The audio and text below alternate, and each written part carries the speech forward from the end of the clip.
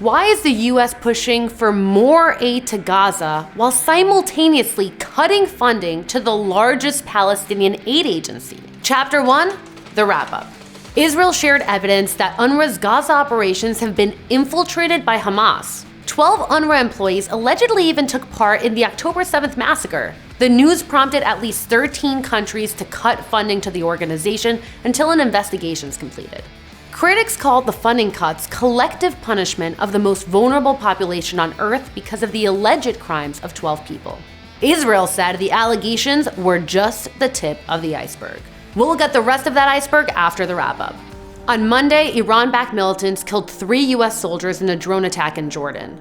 The attack was the latest in more than 160 attacks on US assets in the region since the beginning of the Israel-Hamas war. These are the first US deaths in such attacks.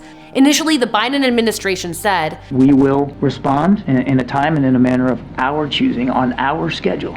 While a militant group implicated in the attack responded it was suspending military operations. Your timing is impeccable. And then, over the weekend, the US began to strike dozens of targets in Yemen, Iraq, and Syria, ratcheting up fears that the war in Gaza could spread to the wider region. On Tuesday, Israeli troops in full Fauda-style disguises raided a hospital in the West Bank and killed 3 men. Hamas and Islamic Jihad confirmed the men were members of their groups, but a Palestinian activist told Al Jazeera the men were assassinated without due process. That doesn't look good. Oh, 2 Buffy clips in a row! Will there be a third? We'll see. But first, on Sunday, a conference in Jerusalem drew thousands of Israelis who support the reestablishment of Jewish settlements in Gaza. 26 coalition lawmakers attended, raising fears that the conference's aims could become government policy. International news outlets reported on condemnations pouring out of Israel and the global community. What wasn't reported on was why anyone would want to live in Gaza. Why is that? The Israeli government officially made it clear Israel has no intention of permanently occupying Gaza. But many Israeli settlers and their elected representatives disagree. To understand why, we need to go back to the black and white photos. Modern Jewish settlement in Gaza started in the 1930s, went on hiatus when Egypt conquered the territory, and then restarted when Israel took the area in 1967. The Jewish settlements there were known collectively as Gush Katif. But the Gaza Strip, like the West Bank, was not annexed by Israel. Instead, Israel said it would administer the territory until a final peace agreement was reached with the surrounding Arab states. My God, you're behind the schedule. As the Israeli-Arab conflict morphed into the Israeli-Palestinian conflict, the Jewish settlements in Gaza were on the front line, with civilians and soldiers under constant threat. Left-wing Israelis bristled at the soldiers' lives lost protecting Gush Katif, and the residents of Gush Katif argued that if it weren't for them, the front lines would be deeper in Israeli territory. Then, in 2005, after negotiations for a Palestinian state failed, Israel unilaterally pulled out of Gaza. The disengagement uprooted Israeli settlers from their homes and removed the entire Israeli military infrastructure from the territory. Opponents of the move warned that Gaza could turn into a terror state. Supporters charged the settlements were an obstacle to peace and hoped that Gazans would build a model Palestinian state. A year later, Hamas took over Gaza with the stated mission to raise the banner of Allah over every inch of Palestine. To opponents of the disengagement, October 7th confirmed their fears. For them, settlements are a critical piece of Israel's security needs and, in the words of a leading ultra-nationalist politician,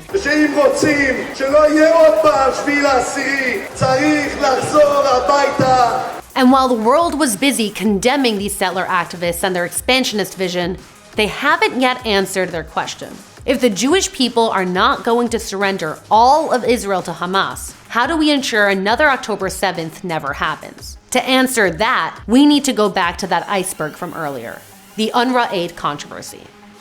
See, the real controversy over UNRWA isn't what's being reported on. What was being reported on, at least 13 UN aid workers actually took part in the Hamas attack on Israel on October 7th. 190 employees were accused of being hardened militants, and 10% of UNRWA's 12,000 Gaza staff are accused of being members of terrorist organizations. And while all of that's bad, it's not the whole story. UNRWA was founded more than 75 years ago to provide humanitarian assistance to Arab Palestinians who were displaced after 5 Arab armies invaded the new Jewish state just established by the United Nations.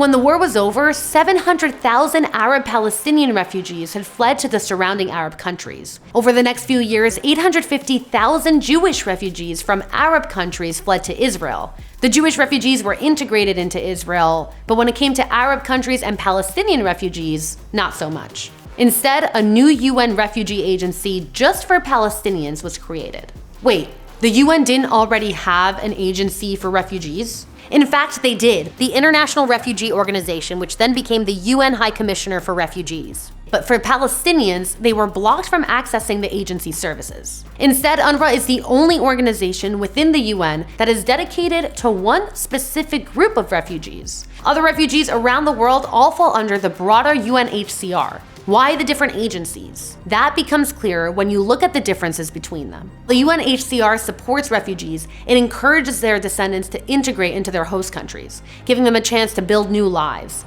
By contrast, UNRWA extends refugee status to Palestinian refugees' descendants, and their descendants, and their descendants, and their descendants. All 5 million of them. Forever and ever. That's right. While some accuse Israel of creating 700,000 stateless refugees in 1948, since then, the UN has created another 4.3 million stateless refugees. And with an ever-growing clientele, UNRWA is one of the largest agencies in the UN with over 30,000 employees and a budget that far surpasses $1 billion. UNRWA workers provide services such as education, healthcare, social services, and emergency aid to over 5 million Palestinians living in Jordan, Lebanon, Syria, the West Bank, East Jerusalem, and you guessed it, Gaza.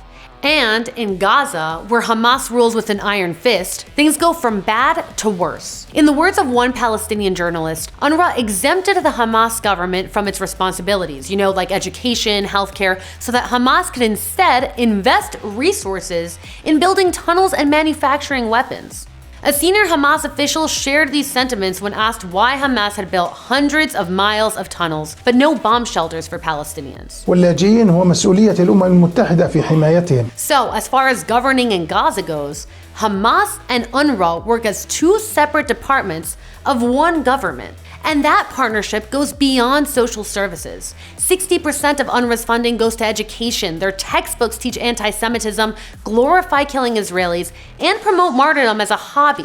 That sounds bad. What you're looking at here, I think, is the most perfect symbol of the intertwined relationship of Hamas and UNRWA. These videos are photos of UNRWA buildings in Gaza. And these are the weapons stored in those buildings. UN schools, clinics, welfare institutions doubling as Hamas weapon depots. It's all right there. With over 1,000 Hamas members on UNRWA's payroll, UNRWA's indoctrination of Palestinian children, and UNRWA's providing financial and physical cover for Hamas's military, UNRWA's complicit in Hamas's crimes. But there's one more layer to explain why Israel is gunning for UNRWA. And it doesn't have to do with Hamas. As we mentioned, while the UNHCR works to settle refugees and transform their children into citizens, UNRWA does the opposite.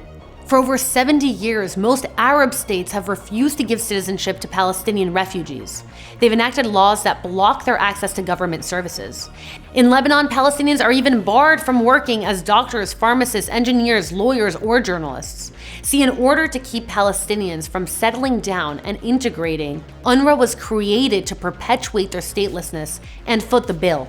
So, cuts in UNRWA funding are not because of 12 rotten apples, but because rather than solving a refugee problem, UNRWA's $1 billion annual budget is expanding a refugee problem, discriminating against Palestinians, supporting terror, and indoctrinating children into Hamas's hateful ideology. UNRWA aid was cut because the world is finally realizing it's time to build a better future for Palestinians and Israelis. Boom! Drop the mic. And now, Chapter 3, Same Old Story, where we look at this coming week in the history of the Jewish calendar. Wednesday was a national holiday for Jews living in Israel in the 1st and 2nd century BCE. The holiday commemorated the day in which the invading Seleucid army abandoned their siege of Jerusalem, leaving the Maccabees victorious. Thursday is a day that the family of Israeli astronaut Ilan Ramon will say Kaddish for him. 21 years after the space shuttle Columbia was destroyed while returning to Earth, Ramon was lost along with 6 crew members and a small Torah scroll he had brought with him to space. Saturday is the first day of the month of Adar. But before you start prepping your costume for Purim, this year there's 2 months of Adar. And when that happens, you'll have to wait another month before getting sloshed and blaming God. Speaking of blaming God, according to Jewish tradition, Saturday is also the anniversary of the day in 421 BCE that God told the prophet Ezekiel to spread the word that soon the great empire of Egypt would fall at the hands of the expanding Babylonian Empire. Just 1 year earlier, that Babylonian Empire had rolled into Jerusalem and destroyed the first of 2 Jewish temples. Chapter 4, Looking Ahead. Keep an eye on the rumors flying around that a ceasefire and a hostage deal could be days away. We'll see. Hat trick!